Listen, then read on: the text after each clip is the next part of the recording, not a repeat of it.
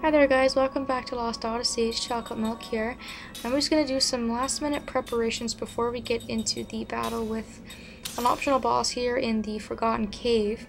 I don't know if I left this in on the last video, and I'm sorry if I did. I think I had decided to splice it in here, so it might be in both videos, but anyways, if it is, sorry, and if not, then, you know, you'll have to watch it twice or just the once. But I'm getting ready to fight this boss now.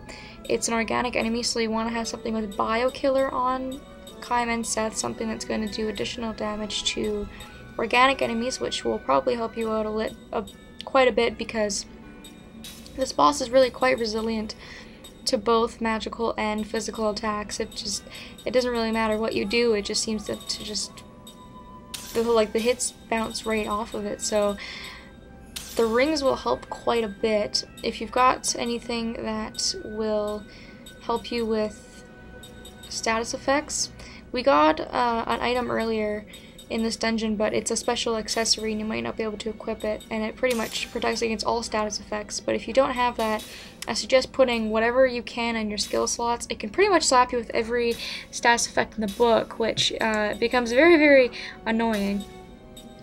And the last thing is that you cannot use items for this battle.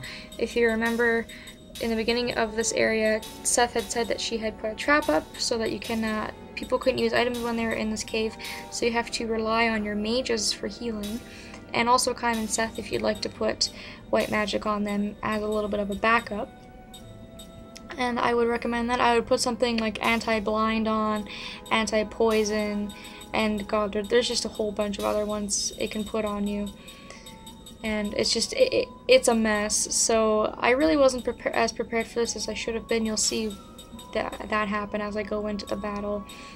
But it's not impossible. It's not really a hard boss, it just takes a while.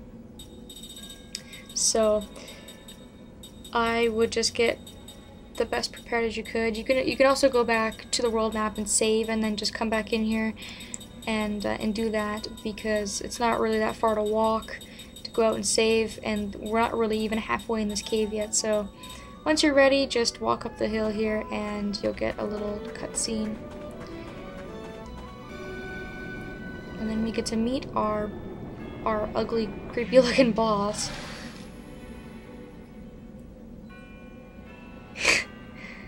Jansen's picking on Seth. I don't think this is the time, Jansen, but yeah, I don't know, for some reason this worm's in here. Apparently Seth has no idea where it came from. But who cares, we're gonna send its slimy butt back to wherever it came from. Seth is mandatory for this battle, so just prepare whatever team members you have, and keep in mind that you have to have Seth. So I keep her in the party at all times anyway, so that's not really a problem for me.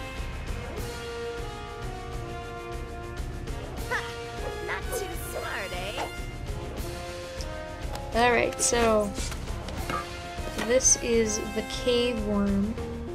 It's a really nasty enemy.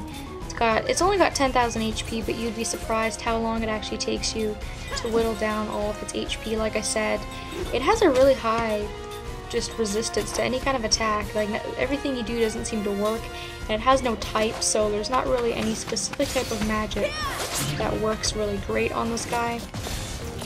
You can see that their attacks are just bouncing right off of them, even when I have the rings put on there, so that's annoying. And this attack is probably his worst, this Stench attack, because this is what is going to put all the status effects on your characters. You can see I have Blind, I've got Terror on there. I probably would have had Poison, but I think I put anti-poison on all of my characters. And it just slows your party right down. Oh no, it was sleep, because you can just put your party to sleep. It's just a mess. So what you can do is, if they fall asleep or something, you can either wait for him to like attack you, you can heal it with your mages,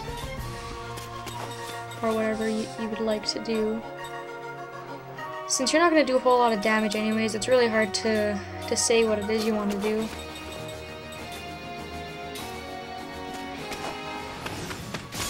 But slow and steady wins the race, I always say. And as long as you don't run out of MP, you should be alright. Now this triple attack is kind of annoying because it will attack just 3 random people. It's not always just the same person. And it deals quite a bit of damage. Especially if you're in the front row and you don't have anything protecting you. So it's got 5 main attacks. It's got triple attack. It's got Stench, the one that puts all the status effects on you. It's got Earthshake, which is an attack that will attack your whole entire party. And it's got complete defense. And what complete defense does is it nullifies all damage for a while, so that the worm will basically take no damage for a little while until you kind of break the barrier, which slows you down. Now the reason I brought Jansen in is because Jansen has the best black magic in the game, so he will do the most damage. And you see he just did complete defense there, so Sarah's Forcia isn't going to do squat. As you can see, Jansen almost inflicted 1,000 damage on the cave worm on his own by using Forcia, and that's why I brought him along. This is just the party that I have. I've brought Jansen in for his black magic, Sarah in because she's just really quite good in both the white and the black magic aspects, and Ming because she's better than Cook in my opinion, and she's got a lot of MP to waste away. So if you know, if someone's gonna run out of MP, it's probably gonna be Ming last, because you can't use items, which really sucks. But you really shouldn't run out of MP. I mean, your mages have upwards of 500, and then you also have your physical attackers that have MP if you really need it. I just used that turn to heal because it had the barrier up anyways, and there's no point. There's not really a whole lot to say about this battle. I think I pretty much covered it all. It's basically just going to be really slow for you because this one's kind of has like some rock hard defense or something. I don't know what it's eating or what it's doing to make it have such good defense. And here we see new attack. This is Earthshake. This is one that's going to attack with Rephy. But he's not overly powerful, which is a good thing. If he had high defense and he was really incredibly overly powerful, that would be really deadly. But as you can see, his attacks really aren't doing much. I mean, they aren't doing anything in the major thousands or anything like that. And your mages will definitely be able to keep up in the healing because your mage's white magic generally heals quite a bit, depending on what spell you're using.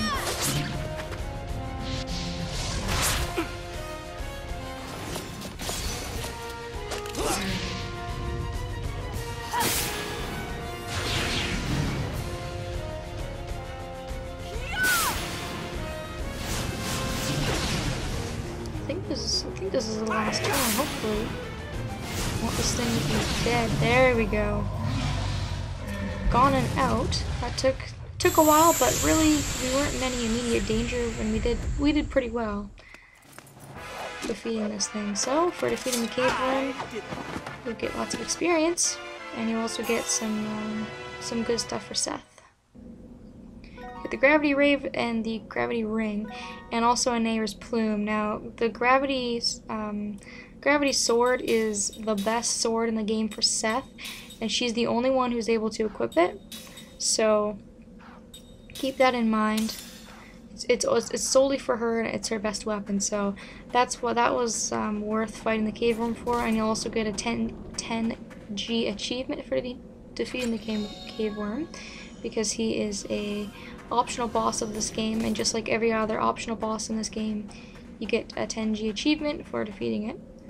And then once that cave worm's defeated, we can just loot the rest of this place. There's a few more treasures to pick up. Being careful, of course, not to run into that poison again. But you can essentially make a big loop around this place. It's very easy to only make one loop in here and then not have to come back, which is nice. The terrace cave was kind of different because it was really easy to get lost, but this area, it's pretty easy to find everything on the first try, and then to just never come back here again. There's another treasure, of course. You have to go into the poison for it. You also have to move your camera around a little bit in this area. There's 2 of these treasures you kind of can't see unless you kind of fool around with your camera for a little bit. And then over here is a treasure hunt piece. Now the Angel Guard will prevent against every status ailment. I suggest getting the special accessory perk from said on your characters, and then I suggest equipping the Angel Guard right away ASAP. It's going to be a miracle worker in the near future. As you can see, it won't come up on my list because Kaim doesn't have the special accessory skill. You have to learn that from said and then have it in your skill slots in order to be able to equip the Angel Guard, because it's considered a special accessory of this game. And it's well worth your time, trust me. So anyways, that's probably about it for me. I'm pretty sure I got everything in this cave, every single treasure. We fought the optional boss, and we also got the treasure hunt treasure that was in here. So yeah, that's it for me, guys. Thank you so much for watching, and I will hopefully see you all in the next video.